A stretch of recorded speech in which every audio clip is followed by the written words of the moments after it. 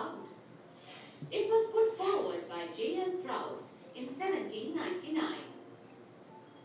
It states that a chemical compound is always made up of the same elements combined together in the same fixed proportion by mass. इसका क्या मतलब है? Constant proportion जो हम लोग ने पढ़ा था ना कि कोई भी एलिमेंट्स जो इसमें बोल रहा है कि उसमें क्या है, कांस्टेंट प्रोपोर्शन में होता है। जैसे वाटर है, वाटर जो बना है, ठीक है, तो उसमें H2O मतलब हाइड्रोजन ऑक्सीजन मिलके बनता है। तो हाइड्रोजन कितना आपका होगा, इसमें 2 है उसके मॉलिक्यूल होंगे, और ऑक्सीजन 1 इसमें ऐसे दिखा रहा है कि इसका रेशियो होता है प्रोपोर्शन में। जितना अगर इससे अगर ज्यादा होगा, अगर आप जोड़ रहे हो, जैसे कि ऐड कर रहे हो, हाइड्रोजन 3 हो गया, तो कुछ अदर एक क्या होगा, कंपाउंड कुछ फॉर्म हो जाएगा। इस वजह से बोला कि कांस्टेंट प्रोपोर्शन में कोई भी एक अगर चीजें बन रही है तो वो कांस्टेंट प्रोपोर्शन में होती है। Example, water obtained from any resource like river, rain, tap, etc.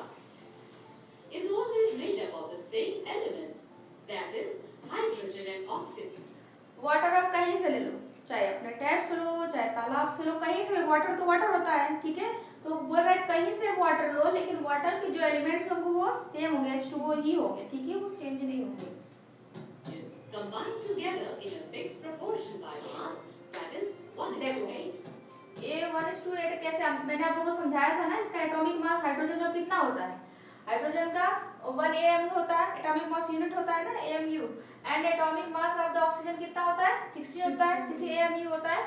जिसको आप क्या कह सकते हैं, H2O को अगर आप लगा रहे हो, जैसे उसका फॉर्मूला है H2O जो वाटर का, तो 2 आपका क्या हो जाएगा हाइड्रोजन, 1 क्या है ऑक्सीजन, इनका रेशियो, तो 2:16 हो गया।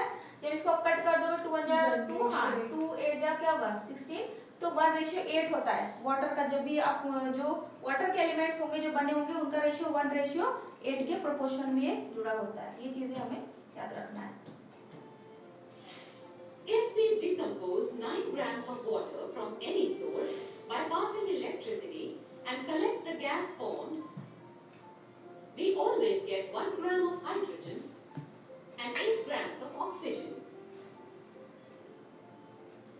Similarly, in ammonia, nitrogen and hydrogen are always present in the ratio of 14:3 by। जैसे अमोनिया बोला है, अमोनिया एक कांस्टेंट प्रोपोर्शन में होता है। जैसे इसमें क्या क्या प्रेजेंट होंगे, नाइट्रोजन है, हाइड्रोजन होते हैं। तो इसमें नाइट्रोजन कितने होता है, जैसे इसका एटॉमिक मास नाइट्रोजन कितना होता है 14, और इसमें हाइड्रोजन का 3 बोला है, ठीक है। तो अब इसके अकॉर्डिंग रेशियो बना है, मतलब कि नाइट्रोजन आपका 14 है, तो हाइड्रोजन कितना है आपका, ये 3 है, ये अमोनिया का वो बनेगा, ठीक है, अमोनिया बनाएगा।